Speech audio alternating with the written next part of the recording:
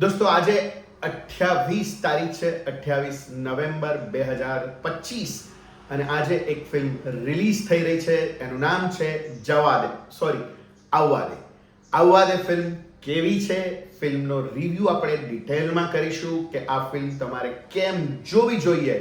તો આખો વિડીયો જરૂરથી જોજો, બહુ જ જાણવા જોવા મળશે.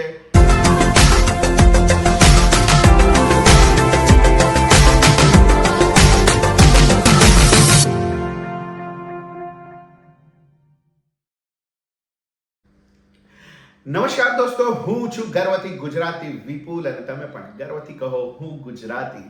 મિત્રો, આજના આ રિવ્યુમાં આવવા દે ફિલ્મના આ રિવ્યુમાં હું તમને જણાવીશ કે ફિલ્મ કેવી છે. તો દોસ્તો, હું તમને કારણો આપીશ કે આ ફિલ્મ તમારે શા માટે જોવી જોઈએ. સૌથી પહેલું કારણ છે કે ફિલ્મની સ્ટોરી, સ્ક્રીન પ્લે અને ડાયલોગ્સ કેટલી હદ સુધી વાહિયાત હોઈ શકે છે. એ અગર તમારે જોવું હોય તો આ ફિલ્મ બહુ જ સારી છે.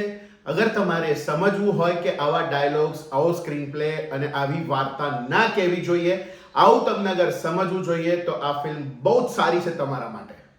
कौन है ये लोग, कहां से आते हैं? કારણ નંબર 2, તમે હાઉ ટુ મેકિંગ ફિલ્મ 99 રૂપિયાનો 2 દિવસનો ક્રેશ કોર્સ કર્યો હોય અને એ પછી ફિલ્મ કેવી બને એ અગર તમને જાણવું હોય તો તમારે આ ફિલ્મ જોવી જ જોઈએ. એટલી સરસ આ ફિલ્મ છે. कौन है ये लोग, कहां से आते हैं? કારણ નંબર 3, મુખ્ય કારણ, ગુજરાતી સમજવા વાળો અગર કોઈ પ્રેક્ષક છે અને એ ગુનેગાર છે તો એની પાસેથી ગુનો કબૂલ કરાવવા માટે આ ફિલ્મ તમારે એને વારંવાર બતાવવાની છે. જો કે વારંવાર બતાવવાની જરૂર પણ નહીં પડે.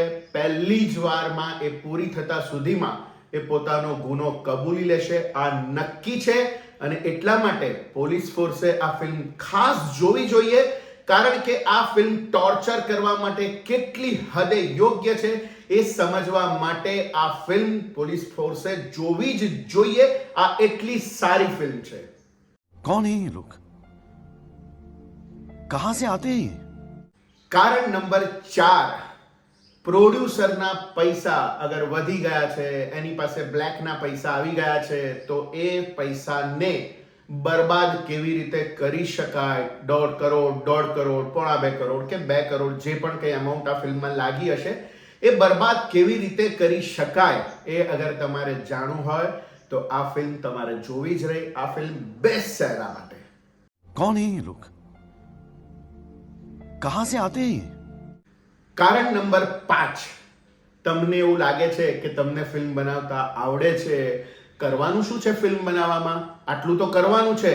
એક માસ્ટર શોટ લેવાનો છે, 2 શોટ આવડે છે તમને, OS આવડે છે, આટલું તમને આવડે છે. હવે આ ફિલ્મ તમે કોઈ પણ ગુજરાતી ફિલ્મ બનાવી શકો છો એવો અગર તમને ભ્રમ છે અને તમે એ ફિલ્મ સારી બનાવી લેશો એવું અગર તમે માનો છો તો તમારે આ ફિલ્મ જોવી જ જોઈએ, જેનાથી તમને ખબર પડશે કે તમારી ફિલ્મ કેવી હોઈ શકે છે. તો આ ફિલ્મ બેસ્ટ છે. कौन है ये लोग, कहां से आते हैं?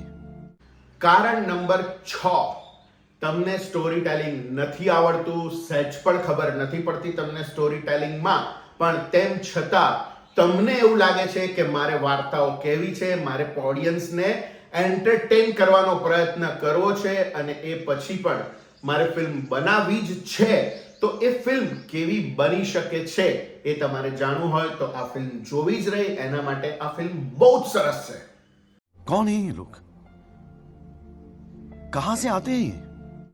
કારણ નંબર 7, એડિટિંગમાં અથવા તો તમે જ્યારે ફિલ્મ બનાવો છો, વિઝ્યુલાઇઝ કરો છો, કાગળ ઉપર ઉતારો છો, ત્યારે ફિલ્મ ક્યાંથી ક્યાં જાય એ તમારે અગર જોવું હોય, જે જગ્યાએ જે વસ્તુઓ પોસિબલ જ નથી, લોજિક જ નથી, એવી ઇલોજિકલ ફિલ્મ અગર તમને બનાવી છે, જેમ કે ગાંધીનગરમાં દરિયો ક્યાંથી આવે, આવું અગર તમને વિચાર આવે તો તમારે તમારી જાતને એવું કહી દેવાનું કે એ પ્રેક્ષકો વિચારશે કે ગાંધીનગરમાં દરિયો ક્યાં આવે, આવા પ્રકારની ફિલ્મ જો તમારે બનાવી હોય તો આ ફિલ્મ તમારે જોવી જ જોઈએ. આ ફિલ્મ બહુ જ સારી છે.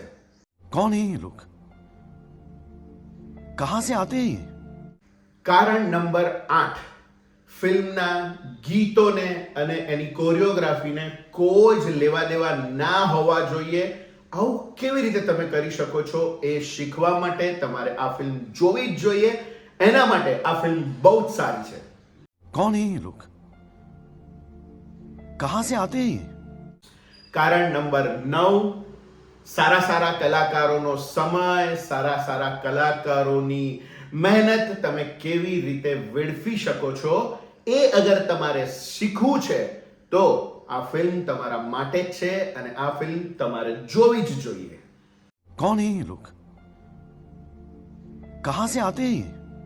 કારણ નંબર 10, અગર તમે કોઈ ફિલ્મ પ્રોડ્યુસ કરવા માંગો છો, અગર તમે અગાઉ બહુ જ સારી ફિલ્મ આપેલી છે એઝ અ પ્રોડ્યુસર, અથવા તો તમે નવા પ્રોડ્યુસર છો અને તમને એમ થાય છે કે હું રહી ગયો ગુજરાતી ફિલ્મમાં કંઈક કહેવા માટે, હું રહી ગયો, અથવા તો મેં અગાઉ બહુ જ સારી ફિલ્મ બનાવી છે, મારી એક ક્રેડિટને મારે કેરી ફોરવર્ડ કરવી જોઈએ અને હું અગેન કોઈ સારી ફિલ્મ બનાવવા માંગુ છું, પણ જોયા વગર, જાણ્યા વગર તમે કોઈને પણ ફિલ્મ બનાવવા આપી દો છો તો એ ફિલ્મ કેવી બની શકે છે એ શીખવા, સમજવા માટે તમારે આ ફિલ્મ જોવી જ જોઈએ.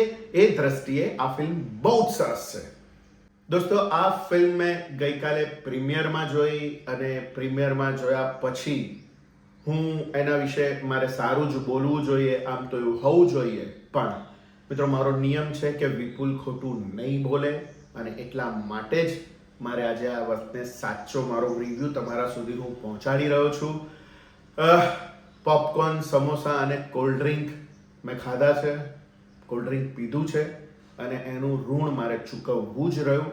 એટલા માટે હું ડિરેક્ટર, પ્રોડ્યુસરને વિનંતી કરું છું કે અમદાવાદના એસજી હાઈવે ઉપર મારી રેસ્ટોરન્ટ છે, પ્લીઝ તમે આવો, મને તમારા ઋણમાંથી મુક્ત કરજો. મારે ત્યાં આગળ આપણે લંચ કરતાં કરતાં સાથે વાતો કરીશું, આ ફિલ્મની પણ વાતો કરીશું. પણ મેં કહ્યું એમ, પ્રીમિયરમાં ફિલ્મ જોઈ અને પછી હું ખોટું જ બોલું તો એવું તો નહીં થાય, કારણ કે મારી તો ટેગલાઇન છે વિપુલ ખોટું નહીં બોલે. અને એટલે જ હું બહુ જ સાચું કહું છું. જે પણ કંઈ મારા રિવ્યૂમાં કહું છું એ સાચું જ કહું છું. હંમેશા એવો જ આગ્રહ રાખું છું કે હું સાચું કહું, સાચો રિવ્યૂ કરું, તો જ મારી સાથે આટલા બધા લોકો જોડાયેલા છે. ફરી એકવાર થેન્ક યુ દોસ્તો. 11,000થી પણ વધારે મારા સબસ્ક્રાઈબર થઈ ગયા છે. એ બદલ તમારો પ્રેમ મને આપતા રહો છો એ બદલ. આ વિડીયો તમને કેવો લાગ્યો એના વિશે કમેન્ટમાં જરૂર લખો. આ ફિલ્મ તમે જોઈ તો મેં 10 કારણો આપ્યા, એ સિવાયના બીજા કારણો તમે ઉમેરી શકો છો કમેન્ટ બોક્સમાં કમેન્ટ કરીને, કે તમને આમાંથી વધારે શું ગમ્યું એ કમેન્ટ બોક્સમાં જરૂરથી કમેન્ટ કરી શકો છો. મારો વિડીયો તમને ગમ્યો હોય તો એને લાઈક કરો, શેર કરો. હજી સુધી પણ તમે મારી આ ચેનલને સબસ્ક્રાઇબ ના કરી હોય તો જલ્દીથી સબસ્ક્રાઇબ કરી લો. અને આવી જ રીતે તટસ્થ રિવ્યૂ જોવા માંગો છો ગુજરાતી ફિલ્મોના તો મારી આ ચેનલને સબસ્ક્રાઇબ કરી લો, મારા વિડીયોને જુઓ, એને લાઈક કરો અને શેર કરો. તો મળીએ દોસ્તો નવા વિડીયોમાં નવી વાત સાથે. ત્યાં સુધી સ્વસ્થ રહો, મસ્ત રહો. આવજો.